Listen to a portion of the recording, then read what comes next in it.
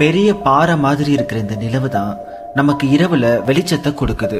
இந்த நிலாவால red, blue, ஒயிட்னு அதோட கலர்ஸையும் மாற்ற முடியும். அதனால இது இல்லாம நம்ம என்ன பண்ண போறோம்? நம்ம எல்லாருக்கும் நைட் விஷன் கண்ணாடி தேவைப்படுமா? இதனால எப்படி கடல் அலைகள், நம்ம சீசன்ஸ், அப்புறம் நம்மளோட தூங்குற நேரம் எல்லாத்துக்கும் பாதிப்பு வரும். நீங்க பார்த்துட்டு இருக்கிறது ஸ்டார் கேலக்ஸி தமிழ். திடீர்னு நிலவு இல்லாம போயிடுச்சுன்னா என்ன நடக்கும்னு வாங்க இந்த வீடியோல பார்க்கலாம். நம்ம பூமிக்கு ரொம்ப நெருக்கமா இருக்கிறது நிலவு தான். நிலாவோட அந்த புவியீர்ப்பு தான் நம்ம பூமியில நடக்கிற பெரும்பாலான விஷயங்களை நிர்வாகம் பண்ணுது. அதுக்கு ஒரு உதாரணமா கடல் எடுத்துக்குங்க.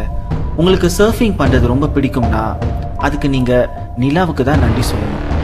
இந்த நிலா சுத்திக்கிட்டு இருக்கிற நம்ம பூமியை அதோட புவியீர்ப்பு மூலமா இழுக்கும் போது கடல்கள் எல்லாம் அதுக்கு பதில் அளிக்கிற மாதிரி நம்ம உலகத்தோட சில பகுதியில பெரிய அலைகளை கொடுக்கும். அதோட சிறிய அலைகள் வேற எங்கேயாவது கொடுக்கும். இந்த வேகமா வீசுற காத்து தான் இந்த அலைகளுக்கு சக்தியும் அதோட ஒரு வடிவத்தையும் கொடுக்குது.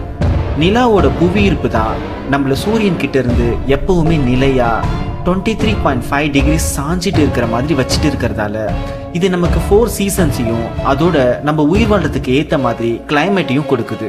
ஆனா நிலா இல்லாம போச்சுன்னா நம்ம உயிர் வாழ்றதுக்கு ஏத்த மாதிரி இருக்கிற இந்த கிளைமேட் உடனே உயிர் வாழ முடியாத மாதிரி ஆகிடும். நிலா போனதும் பூமியோட சுழற்சி மேல இருக்கிற அதோட தாக்கமும் அது கூட சேர்ந்து போயிடும். உங்களுக்கு ஃபர்ஸ்ட் ஒரு குட் நியூஸ் வேணுமா? வீக்கெண்ட்ல உங்களுக்கு நிறைய நேரம் கிடைக்கும். நிலா திடீர்னு மறைஞ்சு போயிடுச்சுன்னா நம்ம பூமியில 6 to 8 மணி நேரம் வரைக்கும் தான் பகல் இருக்கும். பல 100 வருஷமா கடல் அலைகளை வெவ்வேறு பகுதியில மாத்தி மாத்தி கொடுக்குது.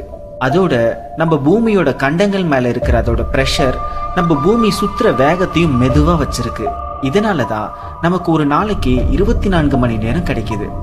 ஆனா நிலாவோட அந்த ஸ்ட்ராங்கான கிராவிட்டி இல்லாததால நம்ம பூமி முன்பை விட 3 to 4 மடங்கு வேகமா சுத்தும்.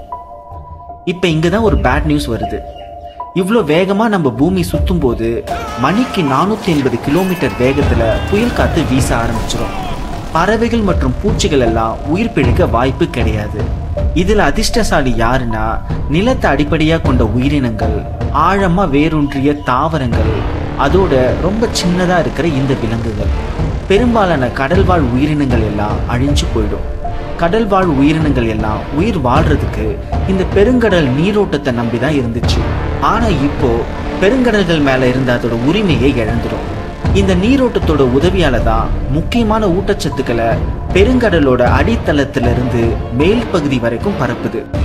அதே நேரத்துல ஆக்சிஜன் அளவு அதிகமா இருக்கிற தண்ணீரை மேற்பரப்புல இருந்து ஆழ்கடலுக்கு இழுத்துட்டு போகவும் இது உதவுது. நம்ம கடல்கள்ல இன்னும் அலைகள் இருக்கும். ஆனா இப்ப அதை சூரியன் தான் நிர்வாகம் பண்ணும். அது 93 மில்லியன் மைல்ஸ் தூரம் தள்ளி இருக்கிறதால அதோட சக்தி வெறும் 1/3 தான் இருக்கும். அப்புறம் இந்த நிலவு அதோட வழியில இருந்து வெளியே போனதால பெருங்கடல்கள் எல்லாம் சூரியனை நோக்கி தான் இருக்கும். இதனால சுனாமி போன்ற பெரிய அலைகள் வந்து ஆயிரக்கணக்கான உயிர்களை சாகடிச்சிடும். அதோட கடற்கரையே தண்ணீர்ல மூழ்கிடும். இந்த கட்டத்துல புதுசா உருவான இந்த பெருங்கடல் நீரோட்டத்துக்கு ஏத்த மாதிரி நம்ம அட்ஜஸ்ட் பண்ணிக்கணும். இது ரொம்ப மெதுவான அளவு நீர் பாய்ச்சறதால இது ஈக்குவேட்டர்ல இருக்கிற தண்ணீரை சூடா வச்சிருக்கும். அதோட இன்னொரு பக்கம் போலார் வாட்டர்ஸை ஐஸ் கட்டியா மாத்திடும். கடல்ல ஒரு பக்கம் சூடாகவும் இன்னொரு பக்கம் ஐஸ் கட்டியாகவும் இருக்கிற மாதிரி நிலத்திலையும் இதே மாதிரி ஒரு தாக்கத்தை உண்டு பண்ணும். பெருங்கடல்களோட வெப்பம் அது இருக்கிற அந்த நிலப்பகுதியோட கிளைமேட்டுக்கு ஏத்த மாதிரி தான் இருக்கும். சூரியனோட சேர்த்து மார்ஸும் அதோட பக்கத்துல இருக்கிற மற்ற பிளானட்ஸும் சேர்த்து நம்ம பூமி மேல கிராவிட்டியை கொடுக்கும். இந்த கிராவிட்டி நம்ம பூமியை வெவ்வேறு டைரக்ஷன்ல இழுக்கிறதால நம்ம பூமி சாஞ்சு ஒரு நிலையற்ற தன்மையா மாறிடும். பூமி அதோட வட்டப்பாதையில இருந்து 10 டிகிரி அளவு மாறும்போது அது சீசன்ஸ்ல பெரிய மாற்றங்களை உண்டு பண்ணிடும். இதனால நம்ம உயிர் வாழ முடியாத மாதிரி கிளைமேட் மாறிடும். பெரும்பாலான பயிர்கள் எல்லாம் இந்த கடுமையான டெம்பரேச்சர் மாற்றத்தால செத்து போயிடும்.